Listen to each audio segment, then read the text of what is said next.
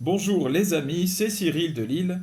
Aujourd'hui, la question de bon sens numéro 4, c'est comment combattre la culture de la mort.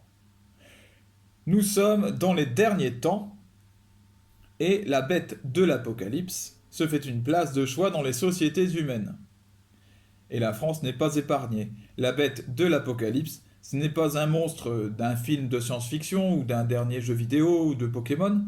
La bête de l'Apocalypse, c'est quelque chose de bien réel, c'est tout simplement le pouvoir du diable qui s'installe sur la Terre au travers des sociétés humaines et même jusqu'au pouvoir politique. Voilà ce que c'est la bête. Et pourquoi de l'Apocalypse? C'est bien parce qu'elle est citée dans le dernier livre de la Bible qui est l'Apocalypse, c'est-à-dire la révélation. Alors voilà, la France n'est pas épargnée par le développement de cette bête, qui installe chez nous ce qu'on appelle une culture de la mort. Avortement, suicide assisté, euthanasie. Voici des lois qui consistent à donner la mort. Non pas à donner la vie, à aider à avancer vers la vie, mais bien à donner la mort. Sous couvert de bien entendu, l'avortement est présenté comme une loi qui aide les femmes à s'affranchir, à s'émanciper. Voilà, une loi de liberté. Et puis la loi qui consiste à donner le suicide à son prochain, suicide assisté, ou euthanasie, sont des lois, une loi appelée loi de fraternité. Voilà. C'est caché derrière ce titre de fraternité. Alors soi-disant donc que donner la mort à son prochain, c'est être son frère. Quel drôle de frère. Voilà ce qu'on appelle donc la grande inversion des valeurs. Un autre signe de la fin des temps qui est stipulé dans l'Apocalypse. La grande inversion des valeurs, c'est tout simplement de donner le bien comme mal et le mal comme bien. Donc ce qui est mauvais, c'est-à-dire de donner la mort à son prochain, est présenté maintenant comme bon, comme je l'ai dit. Et les bonnes choses, interdire, donc de tuer son prochain, qu'il soit embryon, ou qu'il soit très âgé, ou qu'il soit malade, quel que soit son niveau de maladie. Voilà, donc c'est une belle valeur. Et au contraire, promouvoir la vie ensemble, l'entraide, le fait de pouvoir aider ces personnes, de les aimer telles qu'elles sont aussi, parce que beaucoup souffrent avant tout du manque d'amour, du manque de reconnaissance, dans ce temps de grand individualisme. Défendre ça, c'est présenté comme mauvais. Oh là là, tu défends, tu es pro-vie, j'ai entendu ça, hein. Tu es pro-vie. Donc c'est présenté comme une critique, d'être pro-vie, c'est-à-dire de vouloir la vie. C'est impressionnant. Ces personnes sont à deux doigts de dire oui, j'aime la mort. Et toi, tu es un pro-vie, tu es mon ennemi. Il y a une espèce euh, de lucidité dans le péché qui est étonnante.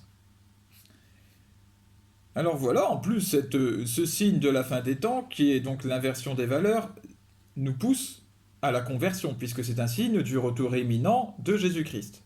Mais avant, encore faut-il que l'Antichrist prenne tout le pouvoir. Ces valeurs que j'ai présentées s'opposent évidemment fondamentalement aux valeurs de la religion défendues par l'Église, mais aussi par l'islam et par le judaïsme, les doctrines religieuses dont j'ai déjà parlé. Alors voilà, c'est le moment de nous unir. Voici des lois qui touchent à la vie elle-même donnée par Dieu dans les trois, par l'Église, par les trois doctrines religieuses, christianisme, islam et judaïsme, et dans l'unique religion. Ces valeurs, ces lois qui sont mises en place vont à l'encontre de dogmes fondamentaux. Alors, il faut que nous nous unissions. Il faut que les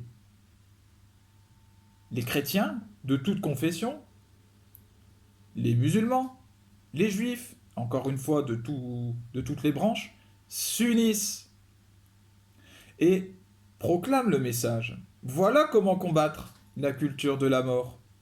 C'est très simple, mais encore faut-il ne pas se laisser, euh, je dirais, terroriser par l'ennemi et ne pas se laisser diviser, puisque évidemment ce que fait l'ennemi c'est diviser pour mieux régner. C'est ce que fait Satan en éloignant les personnes les unes des autres. L'individualisme a triomphé chez nous, et donc, eh bien, aujourd'hui, les relations humaines sont très froides.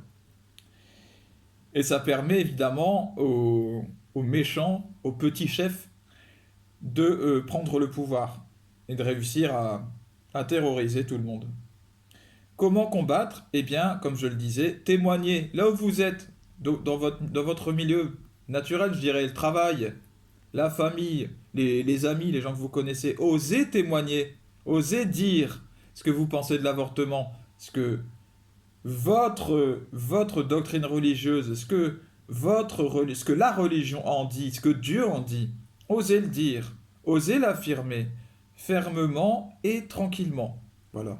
Sans s'énerver, en disant les choses et éventuellement en acceptant le refus de ceux qui sont en face, même de vos proches. Si certains veulent vous tourner le dos, eh bien qu'ils le fassent parce que vous serez avec Dieu. Et c'est le plus important. Et priez pour ces personnes, priez. Ne laissez rien entraver votre chemin pour aller vers le ciel. N'ayez pas peur de perdre, c'est ça aussi.